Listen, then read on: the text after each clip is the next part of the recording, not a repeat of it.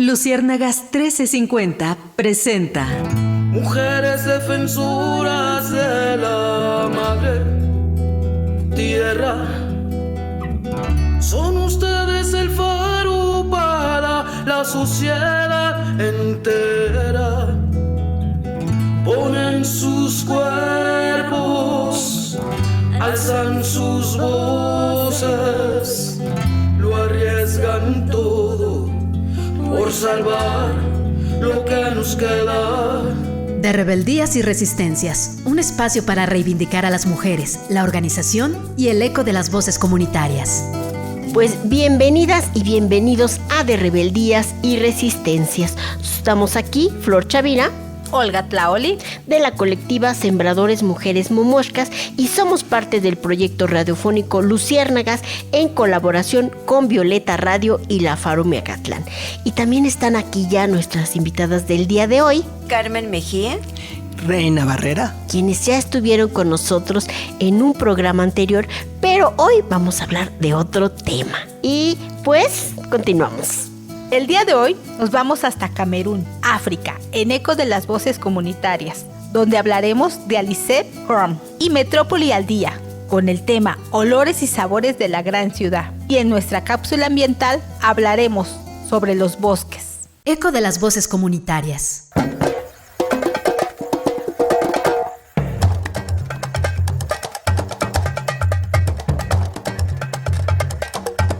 Ecos de las voces comunitarias. El tiempo no se mide en años, se mide en la fuerza de los pasos que rompen el barro del silencio. Corría el año de 1945 en Poutak, una pequeña provincia del litoral de Camerún. Ahí nació una mirada que desafiaría a los gigantes del perjuicio. Alice Newcomb, una niña que creció escuchando que la justicia tenía voz de hombre, pero que guardaba en su pecho el latido de un río indomable.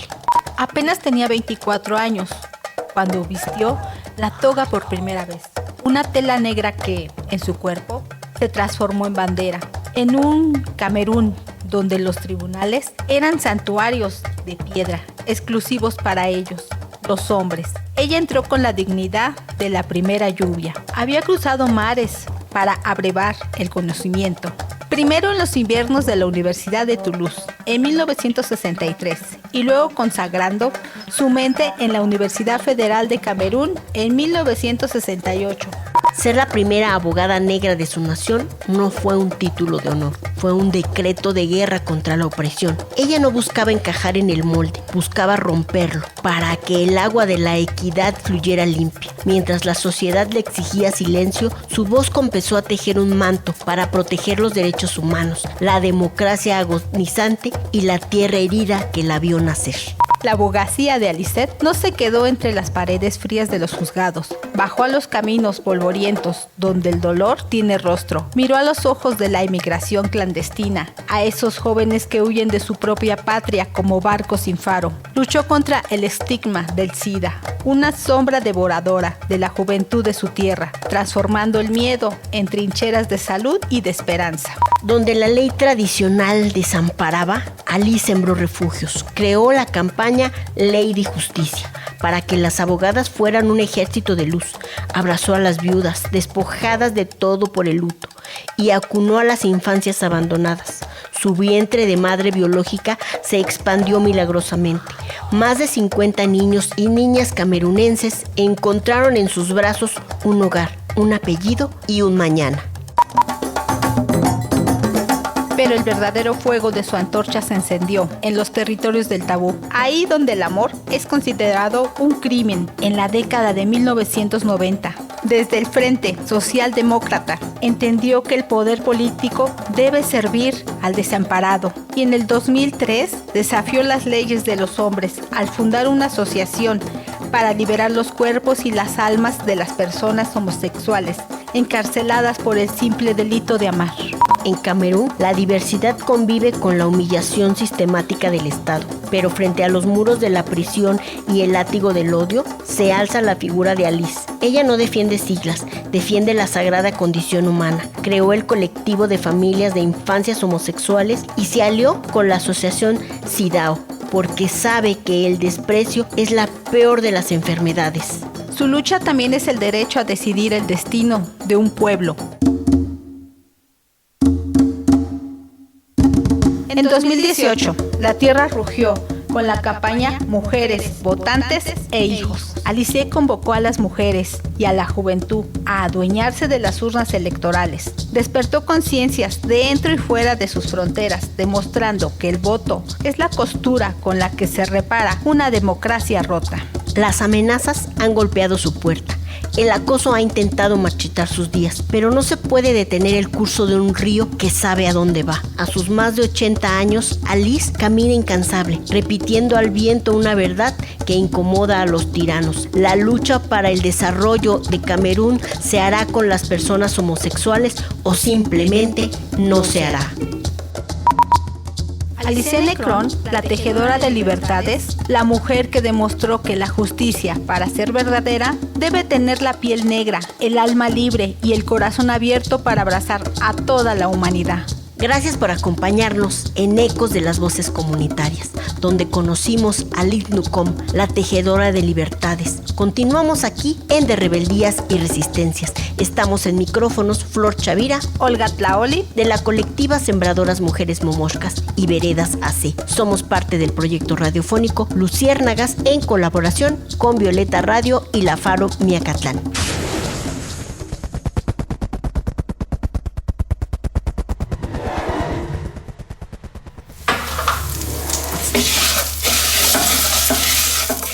Metrópoli al día. Y el antojo manda. Hoy vamos a recorrer las calles de la Ciudad de México, pero no será cualquier recorrido. Uno lleno de sabor, porque hablaremos de esos puestos que nos salvan el día. Los tacos, los elotes, las quesadillas, sopes, gorditas, clayudas y claro, los tamales. En la Ciudad de México, el día no empieza con el sol, empieza con el aroma de tamal caliente. Pida sus ricos tamales oaxaqueños. Creo que he visto estos rollos, pero no sé. Ricos tamales oaxaqueños. ¿O quieres? Hay tamales oaxaqueños, tamales calientitos. Pida sus ricos tamales oaxaqueños. Creo que he visto estos rollos, pero no sé. Ricos tamales oaxaqueños. Así es, desde muy temprano, en cada esquina, los puestos tamaleros se convierten en punto de encuentro. Oficinistas, estudiantes, vecinos, todos buscan ese desayuno que reconforta. Los hay de salsa verde, roja, rajas con queso y no podían faltar los dulces de piña, fresa o chocolate. Y no olvidemos el clásico combo chilango, una gran guajolota con su champurrado. Una tradición que ha pasado de generación en generación. Muchos de estos puestos son negocios familiares, recetas que vienen de las abuelas y las bisabuelas, conservando el sabor auténtico. Además, cada tamal cuenta con una historia, desde los oaxaqueños, envueltos en una hoja de plátano, hasta los de elote, tersos y dulces. Y aunque la ciudad cambie, los tamaleros siguen ahí, firmes, resistiendo el paso del tiempo. Pase, ¿qué le damos? Pastor, suadero, bistec, longaniza, campechanos, gringas, alambres, tortas. ¿Qué le damos? Pase. Otro clásico que nunca falla, los tacos. ¡Ay, los tacos! Al pastor, de suadero, de tripa, de carnitas, barbacoa o birria o de canasta, cada esquina tiene su favorito. Y no importa la hora, en la mañana, en la tarde o de madrugada, siempre hay un taco esperándote. Además, son toda una experiencia. La tortilla caliente, la carne recién cortada, el toque de cilantro, cebolla y esa salsa que puede cambiarlo todo. Pero ojo, porque no todos son tacos. Caminas unos metros y aparece el carrito de elotes. Con su característica aroma, elotes hervidos o asados con mayonesa, queso, chile, polvo y limón, o en vaso con esquites bien calientitos, perfectos para una tarde fresca. Hay elotes, hay elotes calientitos,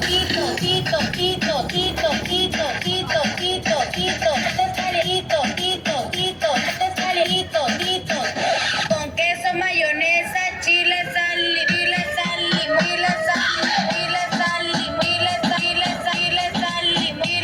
con Y si seguimos caminando, encontramos otro ícono, las quesadillas. Aquí viene el debate, ¿con queso o sin queso? Esa es una gran discusión chilanga, pero más allá del debate, las quesadillas pueden llevar de todo: flor de calabaza, huitlacoche, tinga, papa, picadillo, y hechas al momento en comal, doraditas con su salsita, lechuga, queso y crema. Así es, porque hay sonidos que anuncian mucho más que una venta ambulante. Anuncian infancia, barrio y tradición, como los famosos carritos de camotes.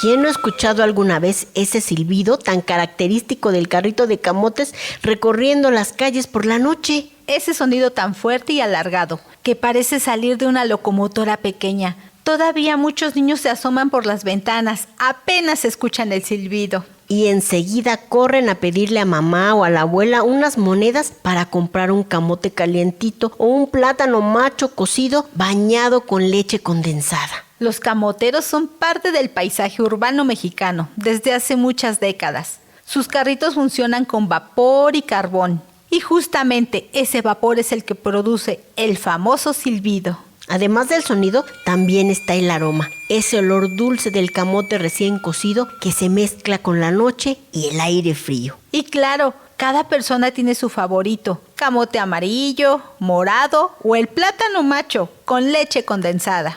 Otro aroma que conquista a muchos son las famosas patitas y mollejas. Uy, sí, esos puestos que aparecen por la tarde con su anafre bien caliente. Hay quienes las piden con cebolla, cilantro y una buena salsa verde. Otros las prefieren con mucho limón y chile piquín.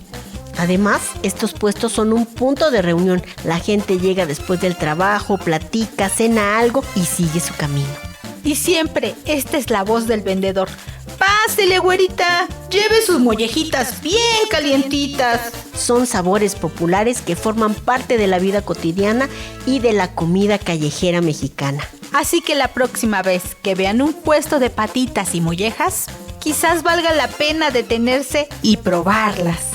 Pero si hablamos de sabores callejeros, también llegan a nuestra memoria los raspados. Sí, todo en esta época de calor. El sonido del hielo raspándose, que es bañado con los jarabes de colores, listos para refrescar la tarde. Limón, tamarindo, grosella, mango, guayaba, piña.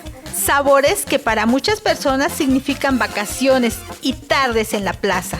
Los raspados son populares porque son económicos, refrescantes y hechos al momento. Algunos hasta llevan chile, chamoy o fruta natural. Ay, y no podemos olvidar las tradicionales nieves artesanales. Esas que se venden en pequeños puestos o triciclos, donde uno tarda varios minutos decidiendo el sabor. Nieve de limón, mamey, vainilla, queso, tuna, café, fresa, chocolate, galleta o hasta pétalos de rosa. En muchos barrios y mercados todavía existen familias que preparan nieves de manera artesanal, usando recetas heredadas de generación en generación, como las del pueblo de Tulyahualco, de las que hablaremos en otra Metrópoli al día. Y más allá del sabor, estos vendedores forman parte de la identidad cultural de la ciudad. Porque cada carrito cuenta una historia de trabajo, de resistencia, de tradición popular.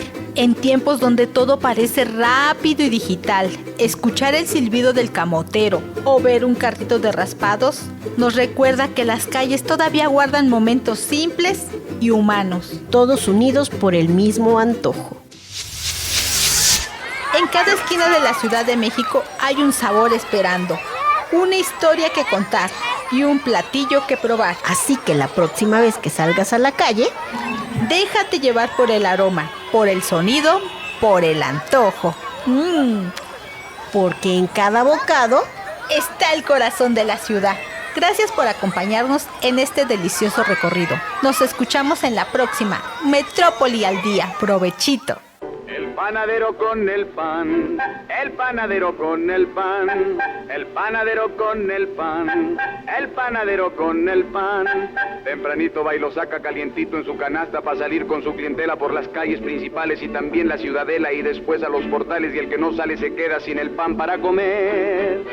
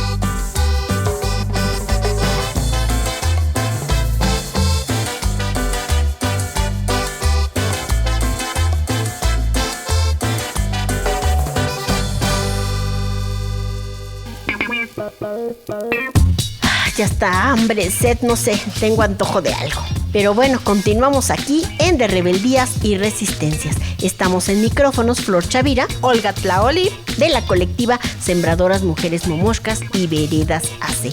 Somos parte del proyecto radiofónico Luciérnagas en colaboración con Violeta Radio y La Faro Meacatlán. Una de cal por las que van de arena.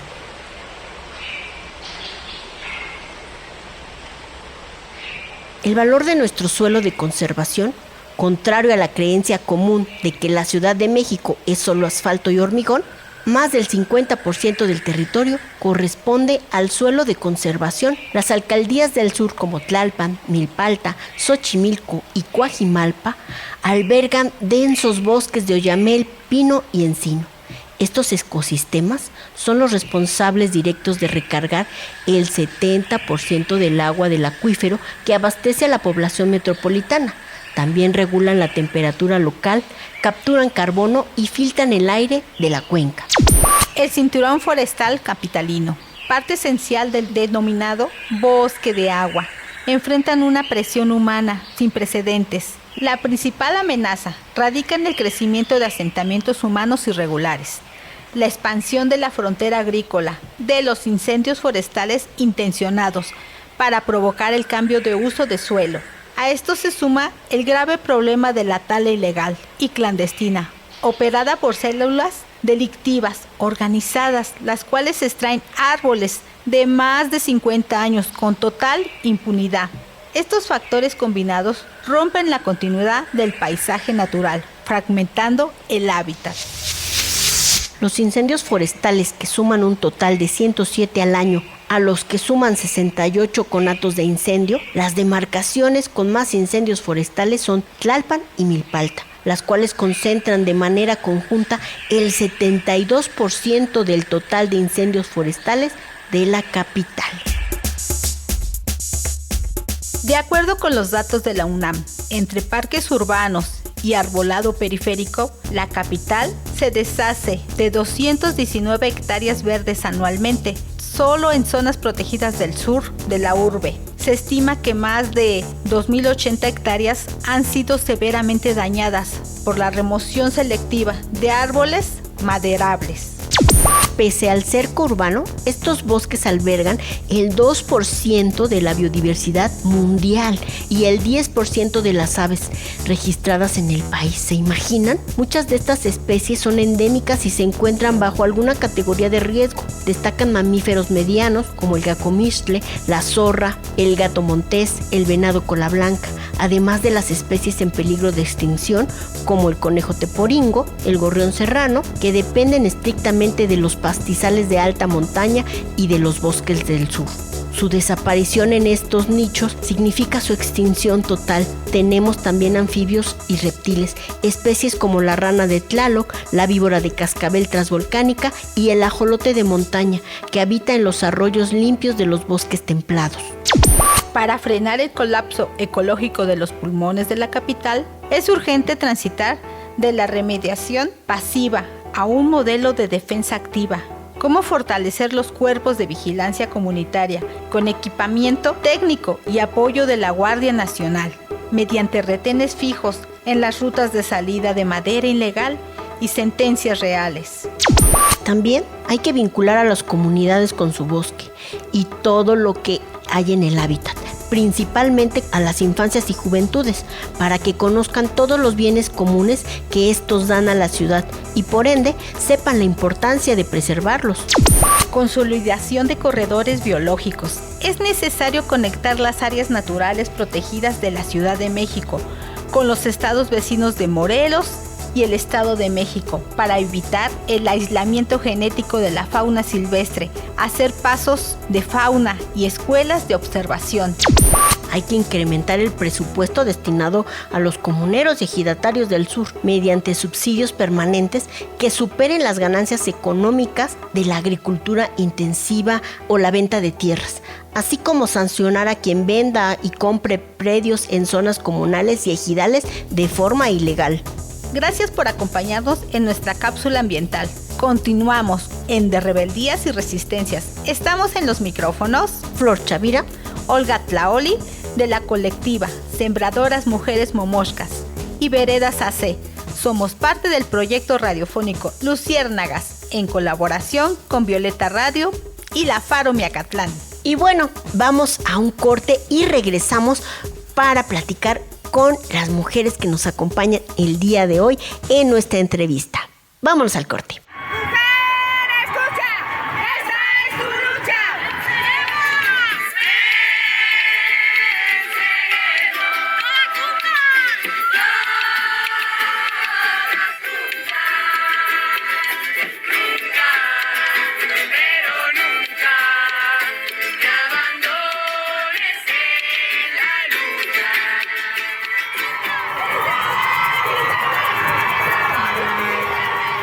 Redes sociales. Nos encuentras en Facebook y YouTube como Sembradoras Mujeres Momoxcas. Correo electrónico sembradorasmujeresdefensoras@gmail.com. De Rebeldías y Resistencias.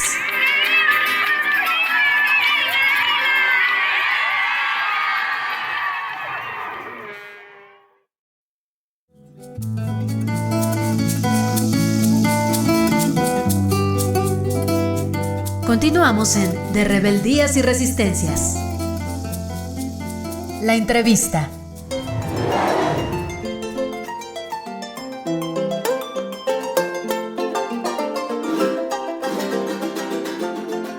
Y bueno, ya estamos de regreso aquí en De Rebeldías y Resistencias y continuamos con la entrevista. Ya está aquí con nosotras la doctora Reina Barrera López.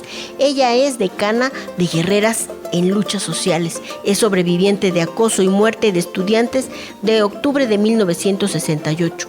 Experimentó la tragedia del terremoto en 1985. Es una activista incansable con diversas banderas del tejido social en busca de la justicia y la libertad. La doctora Reina Barrera López es maestra fundadora del plantel Vallejo de Ciencias y Humanidades en la UNAM, del Colegio de Literatura Dramática de Teatro de la Facultad de Filosofía y Letras, y es doctora en Letras con la tesis Salvador Novo y Navaja de la Inteligencia. Ha escrito poemas, ensayo, crítica, cuento y novela.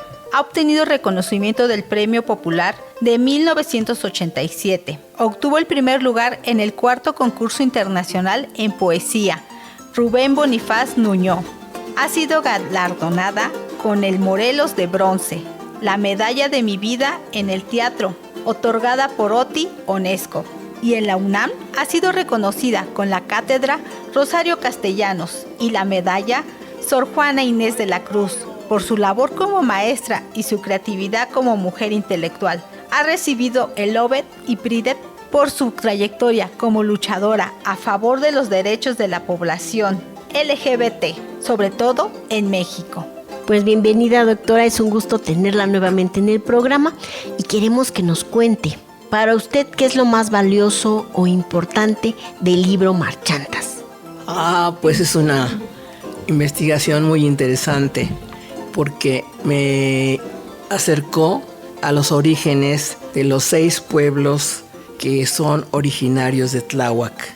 Y no solamente eso, sino que trabajé con las compañeras de Comoart, que es el grupo que formamos nosotras, de maestras y de artistas, que nos hemos unido para hacer trabajo pues docente, trabajo de investigación y trabajo social. Con las compañeras hemos trabajado para tener pláticas con mujeres y sobre todo con jóvenes adolescentes por el problema que tenemos en Zapotitlán, por ejemplo, que son los embarazos juveniles, casi adolescentes, y sobre todo las mujeres abandonadas, aquellas que esperan que regrese el marido que salió a comprar cigarros y ya nunca regresa. Y que es decir, voy a comprar cigarros, y las mujeres tiemblan, ya se va. Y ya se va, no lo detiene nada, no se lleva nada, no dice nada, no dice a dónde va y se pierde. Y las mujeres sufren mucho porque no saben si denunciarlo como persona perdida, como que le pasó algo o como que se está escondiendo. Y entonces no saben qué hacer. Se quedan solas y se quedan a cargo de sus hijos y de la educación de los hijos. Entonces en todo eso, ahí estamos las compañeras de Comoart. Y el libro de Marchantas es un libro que nos acerca a las vendedoras. Las vendedoras que tienen un antiguo y muy, muy lejano origen, Tlatelolco. Tlatelolco, que fue el mercado de la Ciudad de México. Y a ese mercado iba todo Tláhuac. Y a ese mercado iban los pueblos cercanos de aquí, porque eran los que daban la comida y sobre todo, ¿saben qué? El agua. El agua que la sabían manejar para que saliera y entrara de la ciudad. De esa manera no había problemas, ni había lo que ahora hay, que son que casi la gente se anda ahogando en su casa. Inundaciones. Y la Ciudad de México no tenía esos problemas. Y tenía canales, tenía salidas perfectas para el agua usada y para el agua nueva. Y esa agua nueva y esa agua usada venía de estos lugares. Y no solo eso, algo más importante, la sal. la sal, que es tan difícil para los países, para los continentes, aquí en la Ciudad de México era muy común porque había un pueblo que se dedicaba a ello. Y ellas, digo, ahora voy a hablar de las mujeres que salen muy temprano, pero ya después de haber prendido un asadón, de haber aprendido una fogata, de haber prendido el hogar, decimos ahora nosotros. Bueno, y allí hizo tortillas, hizo tamales, hizo quesadillas, hizo todo aquello que se hace con el maíz. Que si no hay maíz, no hay país. Ese maíz amarillo que es nuestro origen, el amarillo. Y entonces sale al mercado a vender.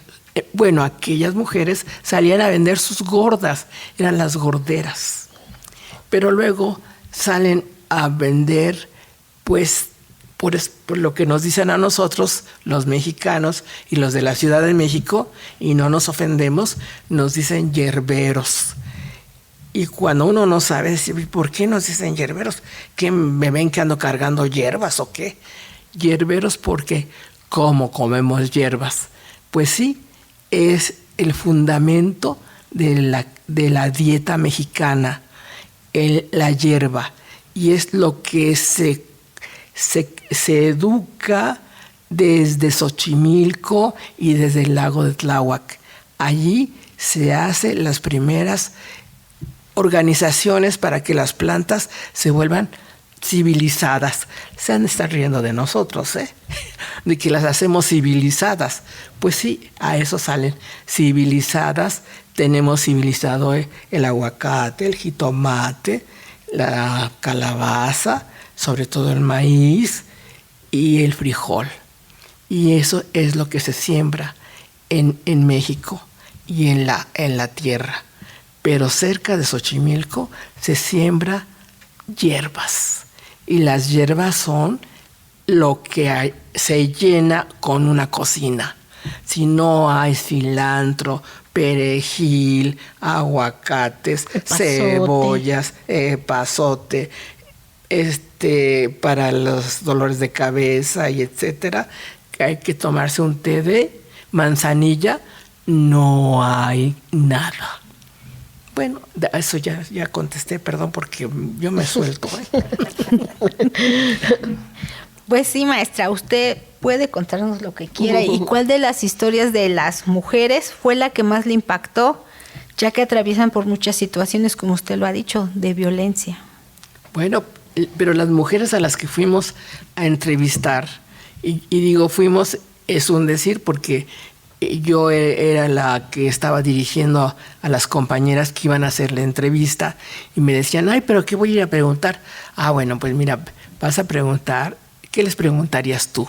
Y entre que ellas me decían y yo las guiaba, formamos un cuestionario. Y este cuestionario te lo aprendes y platicando vas soltando las preguntas. Y te guardas la respuesta. Y terminando la entrevista vas y lo escribes, porque si no se te va a olvidar. Y así fue el cuestionario. No solo eso, no puede ir una sola, sino que van 2 o 3 del equipo de Comoart, para que además la que va acompañando se fija en todo. Y si, ¿cómo me fijo en todo? Pues te fijas primero en la persona, cómo es, qué calidad tiene, joven, de qué edad más o menos, cómo va peinada, cómo va vestida, cómo se presenta, si lleva rebozo, si es más joven, en fin, tú apuntas todo eso. Y así se llevó a cabo el trabajo. Entonces regresaban conmigo y me entregaban toda la investigación y las respuestas por un lado y por otra parte. Y bueno, ahí tienen ustedes que pues hay que sacar la pluma y organizar toda esa información. Pero fue magnífica. Sí, Y creo que son relatos de la vida cotidiana, ¿no? Que se invisibilizan porque es... Y que lo peor de todo es que creo yo que está desapareciendo, ¿no? Anteriormente en el mercado de Milpalta, por ejemplo, venían muchas señoras adultas mayores en su mayoría a vender los tlacoyitos, a vender hierbas. Y recuerdo que había una señora joven que era la suegra de una conocida mía y ya se traía la nuera, que era mi conocida. Pero ahora en este progreso que nos han metido en la cabeza a los pueblos con la idea de transculturizarnos, eso ya no es progreso. Tienes que progresar, y entonces ahora ella aprendió un oficio y ya se dedica a su oficio y ya dejó de lado. Ya la señora ya está más grande, ya no viene a vender y pues nosotros perdimos una marchanta. Y no dudo que, como ese caso del que les estoy contando, en otros mercados esté sucediendo lo mismo, porque es un oficio invisibilizado y poco reconocido. Sí, por eso decimos que las marchantas son especie en extinción y son personajes increíbles. Son mujeres además que cosechan, que siembran, que ellas sembraron las zanahorias que nos vienen a vender, que ellas sembraron el perejil que nos vienen a vender, el manojito de plantas para el té de la mañana, el té de hierbabuena. Bueno, pues ellas lo siembran y no usan pesas, lo venden en manojo, lo cabe en la mano y no se equivocan. Y son muy agradables. Las marchantas se volvieron objeto de estudio para Comuart, para visibilizar justo esto de que las mujeres son productoras, las mujeres son comerciantes, pero son mujeres sin derechos, sin acceso a la vivienda, sin un salario fijo, sin acceso a la modernidad. Porque ¿qué sucede? Como último vestigio del mercado de Tlatelolco que representan estas mujeres, con la modernidad que se da en las ciudades, en las colonias, ellas vienen a ser desplazadas. Empiezan a formar las banquetas, se empieza a urbanizar el sentido de lo que es un mercado, y ellas van siendo, más bien las van expulsando de esa modernidad. Y entonces ellas, ¿qué hacen? Pues tratan de subsistir en las áreas aledañas al mercado, a las escuelas, a las iglesias. Y Comuart empezó a detectar en ellas que son una fuerza de la economía en nuestra sociedad. Hoy en el presente son mujeres que practican una sororidad entre ellas sin que hayan leído feminismo. ¿Por qué? Porque nosotras como mujeres de Comuart somos muy afines a ir al mercado. Veníamos a este mercado de acopio del nopal aquí en Milpa Alta, y en el primer microbús de regreso se subían todas estas mujeres que ya habían venido a comprar parte de su vendimia, porque ya traían lo que ellas recolectaban en su parcela, porque son también personas que recolectaban en sus pedacitos de tierra pues el árbol frutal de la granada, del mango, de la pera, frutas de temporada. Y ya aparte lo que sí vendían, el nopal ya preparado, los quesos, la zanahoria que vienen a comprar aquí. Y en el microbús se daba algo mágico. Entre una con otra: Juana, ¿cómo te va de tu pie? ¿Pudiste ya descansar mejor? No, pero probé tu remedio y ya, creo que ya se me está bajando el dolor. Tú, María, ¿qué pasó con el dinero que debías? ¿Pudiste arreglar eso? Ya me falta poquito. Oye, ¿y si lo pagamos entre todas? O sea, es una especie de comunidad de protección de ellas. Y al momento de bajar en cada uno de los pueblitos, bueno, ahora ya no tenemos ese significado de los pueblitos, del pueblito autóctono, pero sí, cuando llegaban a la parada de Tecómitl, entre todas se paraban y a ver, María, ya vas a bajar, y entre todas bajaban los guacales, entre todas bajaban los costales, lo que llevara, ¿no? Yo llegaba hasta el metro periférico, y hasta allá, ahí iban aventando en cada parada, se iban bajando una y se iban acomodando entre todas.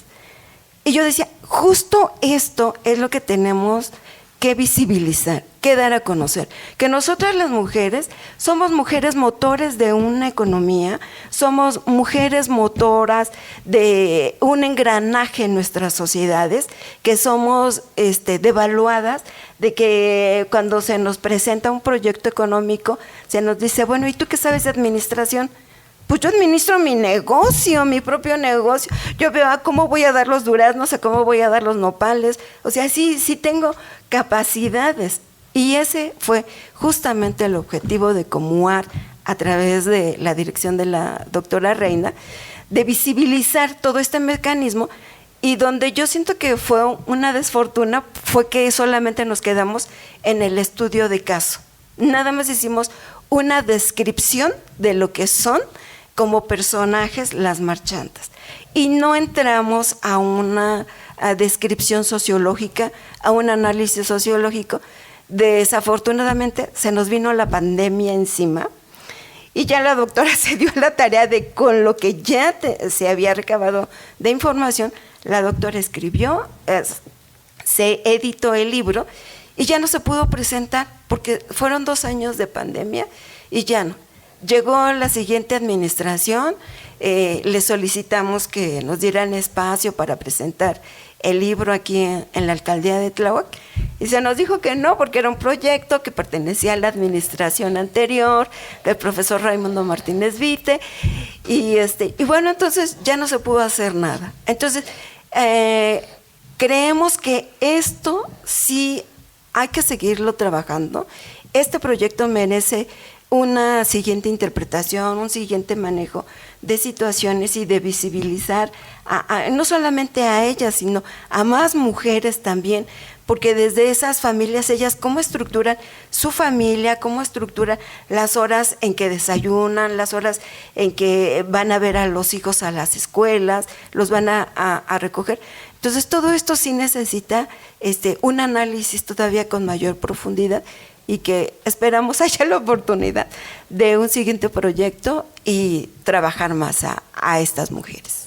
Claro, y creo que aunando a lo que usted comenta, creo yo que lo que necesitamos también es políticas públicas para estas mujeres, porque requieren espacios dignos de venta, requieren, creo yo, que también políticas de salud pública, ¿no? Porque a eso tienen derecho y ahora con esta nuevo modelo de bienestar, pues que realmente se refleje en su vida cotidiana, ¿no? Creo yo que así tendría que estar.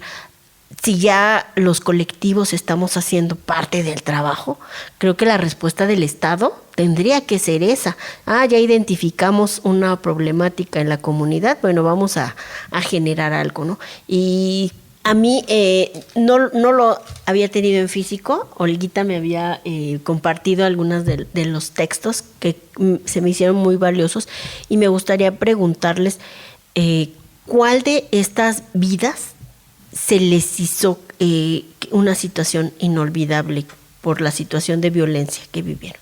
Es muy difícil, ¿eh? Es muy difícil porque tienes todo el campo a tus órdenes y todos y cada uno contiene algo, detalles que los hacen que se distingan, pero en general todos son muy valiosos. Yo no podría decir, fíjate, exactamente cuál sería. Porque no sé si Carmen. Yo consideraría que sí hubo un caso que nos afligió mucho, que es el de una de las vendedoras de chile atole en San Francisco Tlaltenco, que ella si no vendía no comía, porque invertía su dinero de inversión, era lo que ella tenía de su gasto del día. Ella vivía sola, rentaba la vivienda, es una mujer de la tercera edad, una mujer que no sabía leer, que no sabía escribir, y que no sabía tener acceso a ya esta parte del bienestar, de los programas de bienestar que ya están implementando en nuestra Ciudad de México y en nuestro país. Pero ella, por estas carencias, ella no podía acceder y no sabía ni cómo. Entonces, el saber que ella tenía que comprar su garrafón de agua para preparar el chile atole, saber que comprar los vasitos de unicel, todos sus insumos, era la inversión, y a ella le preocupaba el que pasaba, llegaba el mediodía y ella no vendía todavía ni un solo vasito. Entonces, esas cosas sí, dice uno, ¿cómo vamos a generar desde las políticas públicas que esta economía también sea saldada, que esta economía también tenga un bienestar para quien lo preparó, ¿no? Ese fue el caso. Y así como lo mencionas, sí, todas están plagadas de violencia, sí, porque somos mujeres que estamos construyendo, mujeres que estamos resistiendo. Entonces, no es fácil. No es fácil permanecer a un sistema capitalista, a un sistema donde nos implica que todo nos lo dé el Estado, y como el Estado no nos da un lugar, estamos ahí en la banqueta, pues entonces no somos reconocidas como gente de bienestar, ¿no? Bueno, pues, ¿qué creen? Que las maestras que están el día de hoy acompañándonos nos van a compartir un extracto del texto Marchantas de la doctora Reina Barrera López. Así que escuchemos. Es sobre San Juan Ixtayopan, el maíz del Anáhuac, el maíz de olas fieles, cuerpo de los Mexitlix. A mi cuerpo se viene, en el viento me huye, jugando a lo que encuentre, y que me cubre y me baña el Quetzalcóatl verde de las colas trabadas que lamen y que hieren. Braceo en la oleada, como el que nadé siempre. A puñados recojo las pechugas huyentes, riendo risa india que mofa y que consiente. Y voy ciega en marea verde resplandeciente, braceándole la vida, braceándole la muerte. Gabriela Mistral. Muchas gracias. Pues ya se nos terminó el tiempo, desgraciadamente. Se nos fue muy rápido entre una plática y otra, y pues queremos agradecerles. Si nuevamente nos dan las redes sociales. Claro que sí, primero agradecer mucho que nos hayan invitado.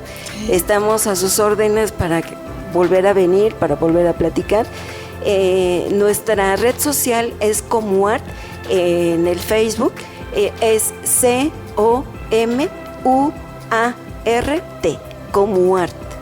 Ahí nos pueden seguir. Pues muchas gracias. Recuerden. Muchas gracias a ustedes. Este es su espacio. Creo que vamos a tener que generar otra fecha para seguir conversando sobre estas problemáticas que vemos y vivimos todos los días aquí en la ciudad. Y recuerden, esto fue de Rebeldías y Resistencias. Estuvimos en micrófono Olga Tlaoli, Flor Chavira, Carmen Mejía, Reina Barrera. Y nos vemos y escuchamos la próxima semana. Créditos de Alberto Pedraza, La Garnacha Sabrosona. Cover de Lalo Villar, de La Ruta de la Garnacha.